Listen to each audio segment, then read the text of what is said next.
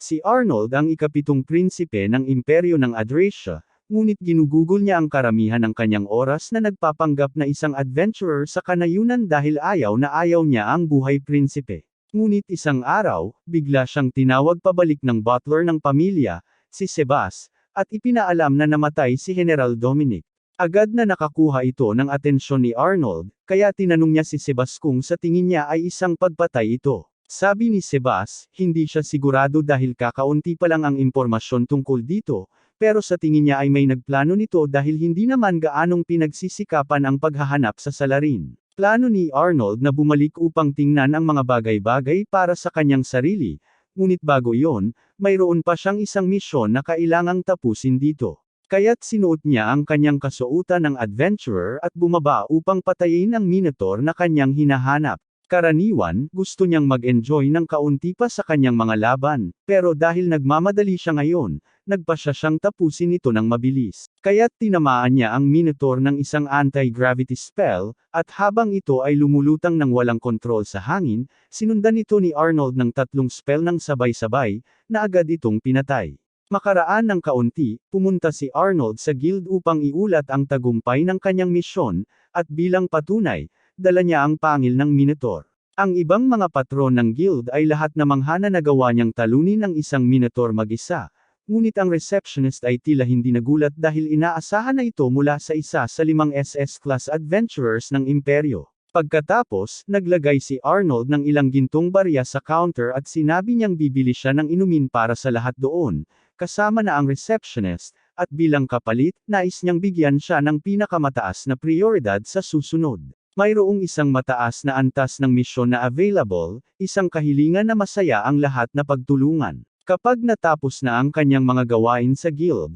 pumasok si Arnold sa isang madilim na eskinita, inalis ang kanyang kasuotan bilang adventurer, at pagkatapos ay nagbukas ng portal upang makabalik na siya sa kabisera at ayusin ang mga bagay doon. Pagbalik niya, ang unang ginawa niya ay makipagkita sa ikawalong prinsipe, ang kanyang kapatid na si Leonard, upang malaman kung ano ang nangyayari. Tinanong niya si Leonard kung totoo bang patay na talaga si Dominic, at kinumpirma ito ni Leonard. Nagmamalupit siya dahil ang tanging dahilan kung bakit namatay si Dominic ay dahil nasa kanyang panig si Dominic. Tinanong ni Arnold kung may ideya ba si Leonard kung sino ang maaaring nasa likod nito, pero sinabi ni Leonard na hindi siya sigurado. Sa kasong iyon, tinanong siya ni Arnold kung ano ang balak niyang gawin tungkol dito, at sinabi ni Leonard na mas gusto niyang iwasan ang labanan sa loob ng pamilya, na isang sagot na inaasahan ni Arnold. Pero sinabi niya kay Leonard na kung hindi siya sasali sa laban para sa trono, tulad ng iba pa nilang mga kapatid,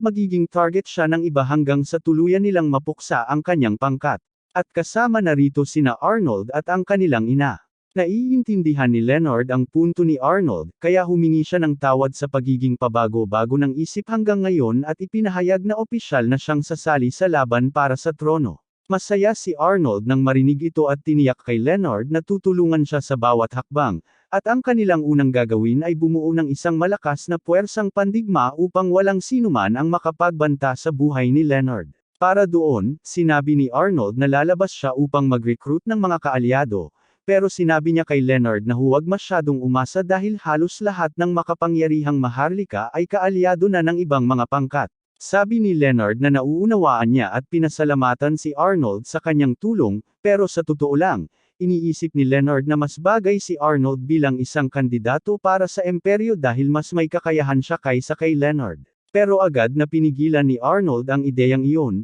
dahil ang gusto lang niya ay mamuhay ng tahimik at magpakasal balang araw, at hindi niya magagawa iyon kung siya ang emperador, kaya kailangan niyang maging emperador si Leonard sa halip. Pagkatapos, nakikipag-usap si Arnold kay Sebas, at tinanong ni Sebas kung bakit hindi niya sinabi kay Leonard na siya ay isang SS-rank adventurer, ngunit sinabi ni Arnold na wala siyang magagawa dahil ipinagbabawal ang ancient magic sa mga miyembro ng royal family, at ang buong adventurer kit ni Arnold ay nakabatay sa ancient magic, kaya kung ibubunyag niya ang kanyang sarili, magdudulot lamang ito ng problema para sa faction ni Leonard. Gayunpaman, pinaaalalahanan ni Sebas si Arnold na ang kanyang persona bilang adventurer ay itinuturing na isa sa pinakamakapangyarihang tao sa bansa, kaya sigurado siyang ang pagkakaroon ng ganitong tao sa tabi ni Leo ay magiging kapaki-pakinabang, kahit na ito ay isang tabo o hindi. Alam ni Arnold iyon, ngunit nais pa rin niyang iwan ito bilang huling opsyon. Bukod pa rito, mas gusto niyang isipin ng mga tao na siya ay isang walang silbing prinsipe lamang dahil mas madali talunin ang kalaban na hindi ka pinapansin.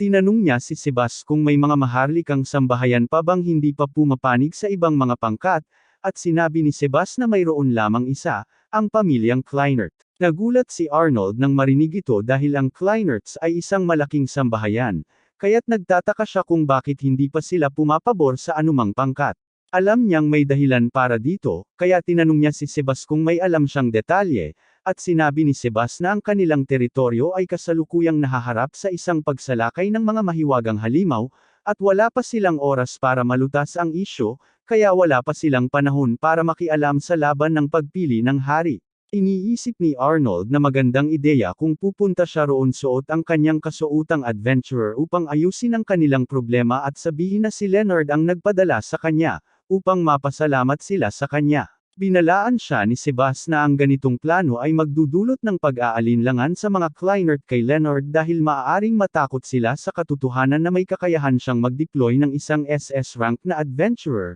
Ngunit iniisip ni Arnold na ang ganitong kinalabasan ay perpekto dahil kung maniniwala ang mga tao na ang paksang ito ay may suporta ng isang SS rank na adventurer, mag-iisip ng 2 beses ang kaaway bago muling kumilos. Kailangan lang niyang mag-ingat upang matiyak na walang makakakonekta sa adventurer, pilak, at sa kanya. Pagkatapos ay isinuot niya ang kanyang kasuotan pang-adventura at naghanda na bisitahin ang duke ng Kleinert. Ngunit bago siya umalis, binalaan siya ni Sebas na mag-ingat dahil ang anak na babae ng Kleinerts ay ang Blaumaw, isang tao na tumanggap ng asul na pugo mula sa kanyang ama sa isang pagkakataon. Napakaganda rin niya, kaya't pinayuhan ni Sebas si Arnold na huwag magpatalo sa anumang pagkakataon kung susubukan siyang akitin nito. Tiniyak ni Arnold sa kanya na hindi niya kailangan ng ganong klaseng sermon mula sa kanya, at pagkatapos ay nag-teleport siya papunta sa mansyon ng duke, ngunit habang papasok na siya, pinigilan siya sa harapang gate. Hiniling ng gwardya na malaman kung sino siya, at ipinaliwanag ni Arnold na siya ang SS rank adventurer, Silver, ngunit hindi siya pinaniwalaan ng gwardya dahil kung ang isang adventurer na may ganitong mataas na ranggo ay darating dito, tiyak na nabanggit na ito ng guild ng mas maaga. Sinabi ni Silver na nandito siya sa utos ni Prinsipe Leonard, at saka siya nag-abot sa kanyang jacket at handang ilabas ang kanyang guild card bilang patunay ng kanyang pagkakakilanlan, pero mayabang siyang pinigilan siya ng gwardya at sinabi na umalis na siya. Sandali, nagsimula si Silver na mag-isip ng mga posibleng paraan para malampasan ang tanga na ito, at sinabi niya rito na ang pagtanggi na papasukin siya ay isang insulto sa kanya at kay Prinsipe Leonard, pero bigla niyang napansin ang anak na babae ng duke na nakatingin sa kanya sa bintana, at napagtanto niyang talagang kasing ganda siya ng mga sabi-sabi dahil isang tingin lang sa kanya, at parang gusto na niyang sumuko kahit hindi pa sila nag-uusap. Nagpasya si Silver na umalis muna at nag-teleport pabalik sa kastilyo, at nagulat si Sebas nang makita niyang bumalik siya ng maaga,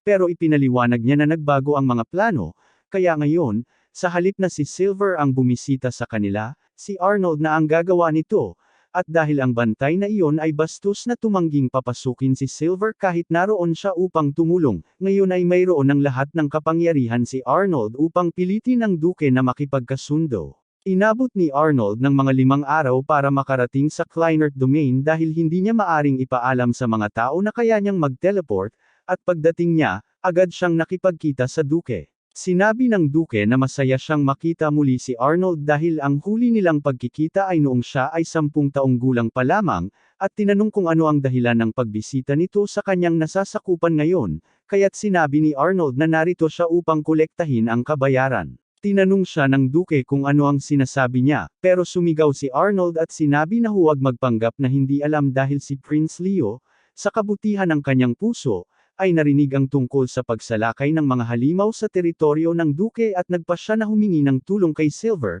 ngunit hindi siya pinansin ng duke at pinalayas siya ng walang galang. Tumayo ang duke sa takot nang marinig ang pangalan ni Silver mula kay Arnold dahil kilala niya ito bilang pangalan ng sikat na SS rank na adventurer, at tinanong niya kung talagang may ganung tao na pumunta roon dahil wala siyang narinig tungkol dito. Sumigaw si Arnold at tinanong kung tinatawag ba siya ng Duke na sinungaling, at nakisabay si Cybes, na gumanap bilang mabait na pulis at sinabi kay Arnold na posible talagang hindi alam ng Duke ang nangyari, kaya sinabi niya na maaaring magandang ideya na bigyan ng oras ang Duke para imbestigahan ang bagay at alamin ang katotohanan. Pumayag si Arnold kaya umalis ang Duke upang magtanong tungkol sa usaping iyon, at paglabas niya ng silid, ngumiti si Arnold dahil ito mismo ang inaasahan niyang mangyayari. Makaraan ng kaunti, narinig ni Arnold ang Duke na sumisigaw sa kanyang anak, at hindi nagtagal, hinailan ng Duke ang kanyang anak upang humingi ng tawad kay Arnold. Ipinaliwanag niya na iniwan niya ang kanyang anak na nagbabantay sa gate ilang araw na ang nakalipas bilang isang pagsasanay sa pagbuo ng karakter, at may isang lalaking nagpakilalang Silver ang dumating, ngunit pinagsalitaan siya ng kanyang anak na umalis ng walang galang. Sabi ng anak ng Duke na walang inaasahan na isang SS rank na adventurer ang biglang darating, kaya inisip niya na tiyak na imposter iyon, pero sinabi ng Duke na hindi pa rin iyon dahilan para hindi kumpirmahin ang pagkakakilanlan nito bago siya paalisin. Pagkatapos ay nagsalita si Arnold at tinanong ang Duke kung paano niya balak ayusin ito dahil, pagkatapos maranasan ng ganoong antas ng kawalang galang, baka ayaw na ni Silver makipagtulungan kay Leonard. Napagtanto ng Duke kung gaano kaseryoso ang sitwasyon, kaya inaalok niya ang kanyang buhay upang ituwid ang nangyari, ngunit sinabi ni Arnold na ayaw niya ng buhay ng Duke, ni ng buhay ng kanyang anak, dahil ang mga bagay na iyon ay walang benepisyo sa kanya. Dahil dito, biglang pumasok ang anak na babae ng Duke sa silid at tinanong si Arnold kung tatanggapin niya ang kanilang paghingi ng tawad kung iaalok niya ang kanyang sarili sa kanya. Nakiusap ang Duke kay Arnold na huwag gawin ang anumang bagay kay Finn dahil hindi niya alam ang sinasabi niya, ngunit sinabi ni Finn sa lahat na nakita niya si Silver ng saglit noong araw na dumating siya roon, at wala siyang ginawa upang pigilan ang sitwasyong ito, kaya siya ay kasing sala ng lahat. Parehong nagmamakaawa ang Duke at ang kanyang anak kay Arnold na huwag isali si Finn dito at sila na lang ang parusahan dahil sila ang may kasalanan, at sinabi ni Cybes kay Arnold na, dahil sa pagiging tapat nila sa kanilang paghingi ng tawad, maaaring isaalang-alang ni Arnold na maging maawain sa kanila. Tinanong ni Arnold siya kung ano ang dapat nilang gawin kung tumanggi si Silver na tulungan sila pagkatapos ng nangyari, ngunit sinabi ni Cybes na si Silver ay isang tapat na tao, kaya tiyak na hindi siya tatalikod kay Leonard dahil sa isang maliit na isyu na ito. Bukod pa rito, sigurado siyang si Leonard mismo ay handang magpatawad sa Duke at sa kanyang pamilya dahil ito ay isang tapat na pagkakamali. Nagkunwari si Arnold na nag-iisip at pagkatapos ay sinabi sa Duke na mag-ayos ng isang tao na makahanap kay Silver upang makausap siya sa kanilang ngalan. Sina Arnold at Finn ay nagpunta upang makipagkita kay Silver, at upang maging kapani-paniwala ito, lumikha si Arnold ng isang double lush-style illusion upang kumilos bilang Silver habang siya rin ay naruroon, kaya't hindi kailanman magdududa si Finn na siya talaga ang tunay na Silver. Pinapagawa ni Arnold kay Silver na magpanggap na nadismaya at sabihin na pumunta siya roon para tumulong dahil inutusan siya ni Leonard, ngunit nilapastangan nila siya ng hayagan. Sabi nga, may tungkulin pa rin siyang tuparin ang kahilingan ni Leonard. Kaya basta makuha ni Arnold ang pangako ng Duke na manampo ng katapatan kay Leonard sa Royal Selection, handa siyang iligtas ang teritoryo. Sabi ni Arnold na hindi pa niya talaga nakukuha ang pangako mula sa Duke tungkol sa bagay na iyon, pero sigurado siya na handang magbigay ng suporta ang Duke kung tutulong si Silver. Gayunpaman, sinabi ni Silver na hindi pa siya handang magtiwala sa salita ng Duke lamang dahil maaari siyang magkanulo anumang sandali, kaya hanggang hindi siya pumipirma ng isang nakabinding na kontrata, hindi siya kikilos upang tumulong. Nang marinig iyon, ibinaba ni Arnold ang kanyang ulo at nakiusap kay Silver na iligtas muna ang teritoryo dahil mas maraming buhay ang mawawala kung maghihintay pa sila, at ang makita si Arnold na nakiusap para sa kanilang teritoryo ay talagang tumatagos sa puso ni Finn at pinaniwalaan niyang si Arnold ay isang tunay na mapagmalasakit na tao. Sa pagpilit ni Arnold, sa wakas ay pumayag si Silver na kunin ang trabaho at alisin muna ang mga halimaw, ngunit sinabi niya kay Finn na umaasa siya sa kanya na kumbonsihin ang pamilya ng Duke na makisama kay Leonard dahil hindi niya ito gagawin kung hindi. Pagkatapos noon, handa na sina Arnold at Finn na umalis, pero bago makasakay si Arnold sa karwahe kasama si Finn,